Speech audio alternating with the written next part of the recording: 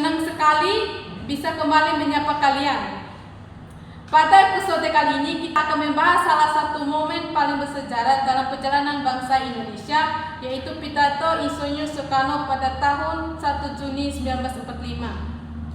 Pidato ini bukan sekadar pidato politik, tapi menjadi tonggak lahirnya gagasan besar tentang dasar negara Indonesia yang kita kenal sebagai Pancasila. Melalui dialog hari ini, kita akan mengulas lebih dalam sumber inspirasi Soekarno serta kecemerlangan ide-ide beliau dalam merumuskan dasar negara di tengah situasi bangsa yang masih berada dalam. Hadir saudara Sahrul, mahasiswa dari program studi PGSD STKIP Taman Siswa Bima, yang akan berdiskusi dan berbagi pandangan bersama kita. Tanpa berlama-lama, langsung saja kita mulai diskusi hari ini. Pembuka hari ini. Pertanyaan pertama, menurut Anda, mengapa pidato 1 Juni 1945 menjadi momen paling penting dalam sejarah bangsa Indonesia? Silakan dijelaskan. Pertanyaannya tadi, mengapa pidato 1 Juni 1945 menjadi momen penting dalam sejarah bangsa Indonesia? Pidato 1 Juni 1945 menjadi momen penting karena untuk pertama kalinya Soekarno merumuskan dasar filosofis negara Indonesia yang kemudian dikenal sebagai Pancasila. 3. Dalam sidang BPUPKI di tengah situasi penjajahan dan ketidakpastian masa depan. Lanjut. Pertanyaan kunci. Pertanyaan kedua, bagaimana kondisi Indonesia saat ini memengaruhi cara berpikir dan gagasan Soekarno? Indonesia saat ini berada dalam penjajahan Jepang. Rakyat mengalami penderitaan, kemiskinan, dan kepastian masa depan. Kondisi ini mendorong Soekarno untuk merumuskan dasar negara Indonesia yang menyatukan bangsa, anti penindasan, berdominasi pada keadilan sosial. Karena itu gagasannya menekankan persatuan kemanusiaan, demokrasi, dan keadilan sosial. 3. Pertanyaan ketiga, tantangan apa yang dihadapi Soekarno ketika harus merumuskan dasar negara?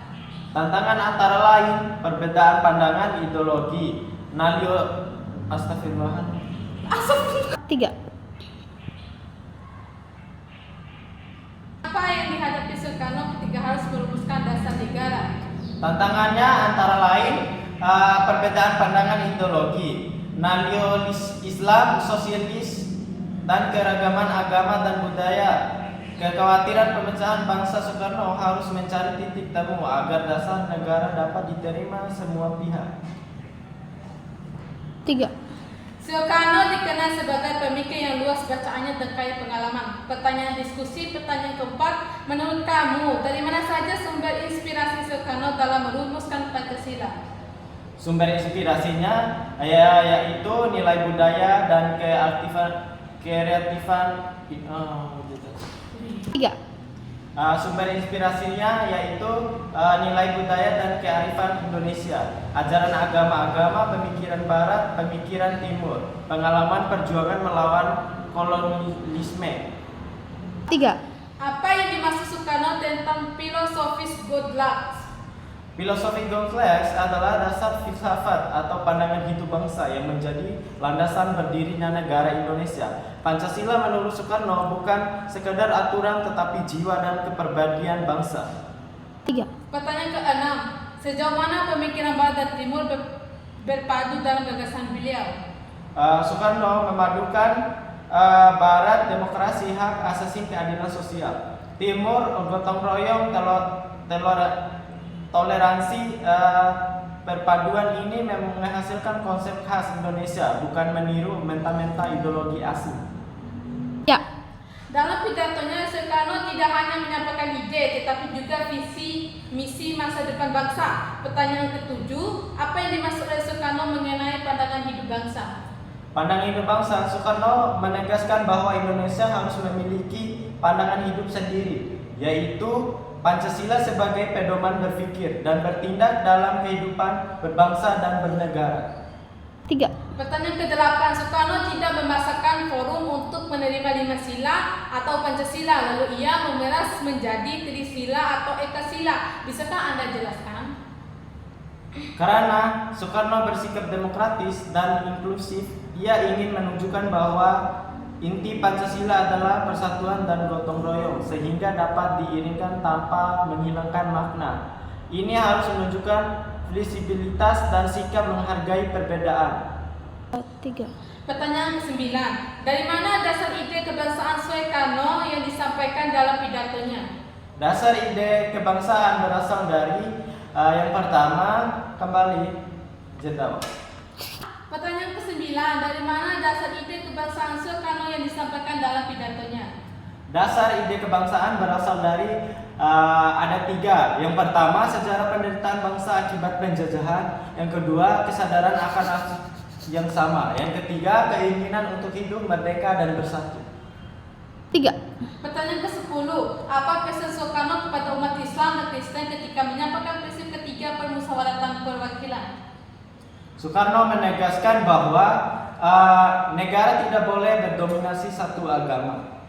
Setiap golongan harus saling menghormati. Keputusan diambil memulai masa musyawarah. 3. Pertanyaan ke-11. Apa yang dimaksud oleh Soekarno social Hate? Soekarno sosial ulang. 3. Pertanyaan ke-11. Apa yang dimaksud oleh Soekarno social Hate? Social hate adalah keadilan sosial, yaitu pemerataan, kesejahteraan, penghapusan kemiskinan, dan tidak penindasan ekonomi di Indonesia. 3. Pertanyaan ke-12. Pada prinsip kelima Soekarno menyinggung egoisme agama dan istilah feudal jamet. Bisakah Anda jelaskan? Soekarno mengkritik sikap fanatik. Fansubhate berarti toleransi, yaitu saling menghormati antara umat beragama demi persatuan bangsa. 3. Selain isi pidato, penyampaian Soekarno juga sangat berpengaruh. Pertanyaan ke-13. Menurut Anda, mengapa Soekarno menyebabkan kemerdekaan sebagai jembatan emas dan menganalogikan ibarat orang mau menikah? Karena kemerdekaan bukan tujuan akhir melainkan awal perjuangan. Seperti pernikahan mesti belum sempurna, harus berani melangkah untuk membangun masa depan bersama. 3. Sekarang kita tarik ke konteks mahasiswa dan generasi muda. Pertanyaan refleksi, apakah ide-ide Soekarno masih relevan dengan kondisi Indonesia saat ini? Sangat relevan, terutama dalam menjaga persatuan, menghargai perbedaan, menegaskan keadilan sosial, mendemokrasikan yang beretika. 3. Sebagai penutup, pertanyaan terakhir dari saya, apa satu pelajaran penting dari pemikiran Soekarno yang ingin kamu sampaikan kepada pendengar? Saya akan menyampaikan, yaitu Soekarno mengajarkan bahwa bangsa Indonesia sangat beragam. Yang pertama, suku, agama, budaya, dan bahasa. Namun perbedaan itu bukan untuk dipertengahkan, melainkan disatukan melalui gagasan Pancasila. Beliau menekankan bahwa persatuan adalah kekuatan utama bangsa. Tanpa persatu, kemerdekaan sulit diraih dan dipertahankan. 3. Tidak terasa diskusi kita hari ini sudah sampai di penghujung acara. Mungkin itu saja yang bisa kami sampaikan. 3. Tidak terasa diskusi hari ini sudah sampai di penghujung acara. Dari pembahasan tadi kita dapat melihat bahwa pidato Soekarno pada 1 Juni 1945 lahir dari pemikiran yang mendalam, pengalaman hidup yang panjang, serta kepedulian besar terhadap persatuan dan bangsa depan bangsa Indonesia. Ide-ide yang disampaikan bukan hanya relevan pada masanya, tetapi juga masih menjadi pedoman dalam kehidupan bangsa dan bernegara hingga saat ini. Sebagai generasi muda dan mahasiswa, sudah seharusnya kita tidak hanya mengenal Soekarno sebagai tokoh sejarah, tetapi juga meneladani semangat berpikir kritis, keberanian, menyampaikan gagasan, serta komitmen beliau terhadap persatuan. Terima kasih kepada saudara atas diskusi dan pandangan yang sangat menarik. Assalamualaikum warahmatullahi wabarakatuh.